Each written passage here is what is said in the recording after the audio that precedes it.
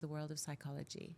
Right. Okay. Well, there has been a journey, as every life journey has been, I can imagine.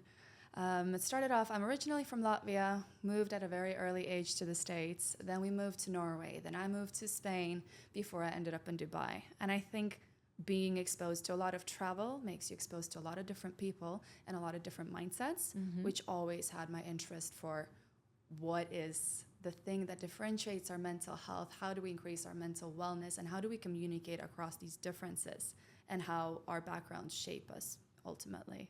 So that's what got me into psychology in the end. Amazing. And is there a specific field within psychology that you specialize in? Is it a certain...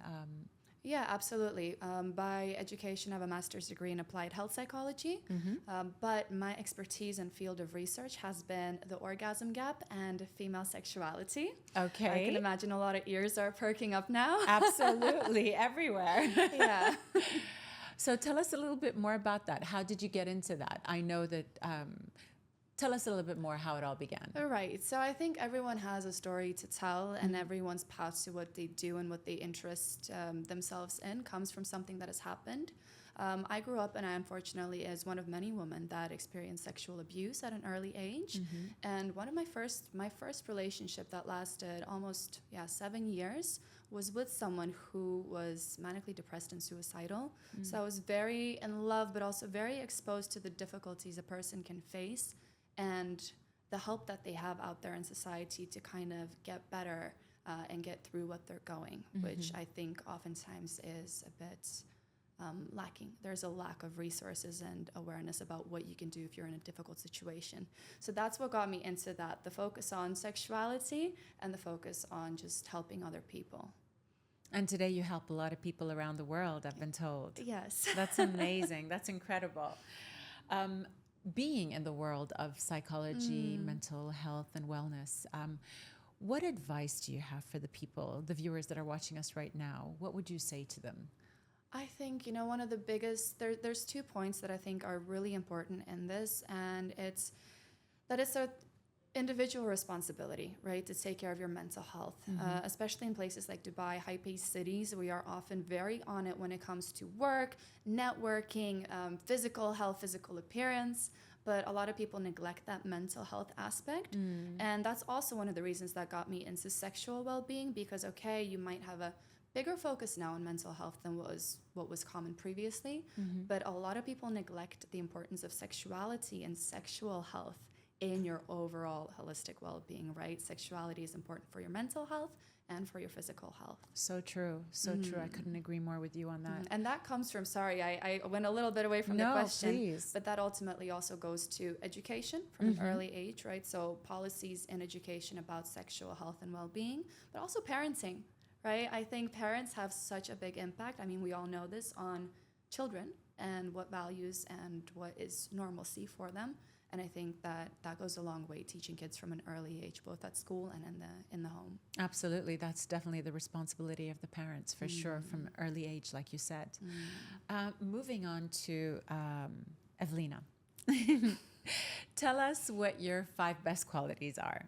Okay. And we also like to know what your negative qualities, not that I know of any or I can see any, but I'd like to start off. Nobody is perfect, Lara. Of course. Apart from maybe you. No, you're too kind. You're too kind. I love this question. I got to say that because I think people are really good at mentioning negative things about themselves, being hyper aware of, oh, I'm lacking this, I can't do that, I need to get better at this. We're always trying to improve. But it's really important to kind of take a break and be like, what am I good at?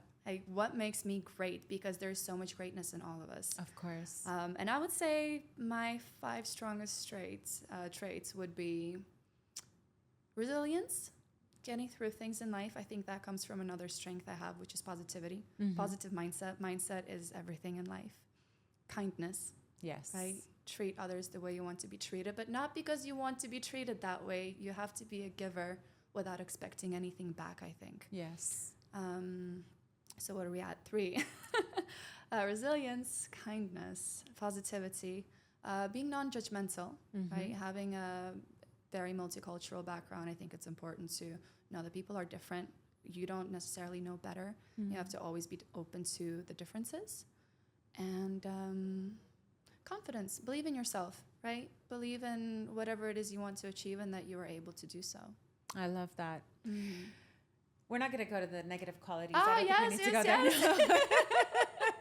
Impatience. I am very impatient. Oh gosh. And that leads to not being consistent in things because I don't want it now. I want it yesterday. No, I know. I know your language. I'm the same. I'm completely the same. I couldn't agree with you more. But I think you're a perfectionist as well. And that's what's beautiful about you, because I see it in everything that you do. Oh, No, you definitely are. Tell us something about Evelina that nobody knows. oh, something. I am very open and I'm very communicative. So I think it's very difficult to think of something that nobody knows. I'm like an open book. You can ask me anything. Something that nobody knows. Nothing. No, I don't know. Like you said, you're very open, you're very Yeah. transparent. And I Yeah. love that about you as well. Evelina, if you were stuck on an island and you had a choice to be with 3 people, who would they be and why? Okay, easy question. Well, not easy. There's a lot of wonderful people in my life.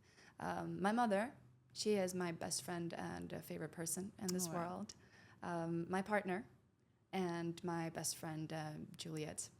That's beautiful. That's beautiful. A nice little combo. I love that. I love that. Last but not least, what would you say to the audience that's watching us right now? What advice do you have for them in general? In general, Yes. this is going to sound very cliche, but I think regardless of your industry, what you do, just show up, really do the work. I think whatever it is you're up to, people glamorize the journey and they think it's all, easy and glamorous, especially with like what we see on social media. But you have hard days, everyone does, and it's important to show up then. Those days are the days that matter, because when you show up then, you build resilience and you build confidence because you know you can get through those difficult days.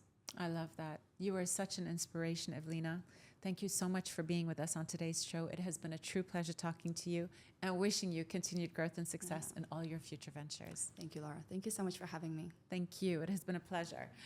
Unfortunately, that's all we have time for from Evelina Alvarado. My name is Lara, signing off. Until next time.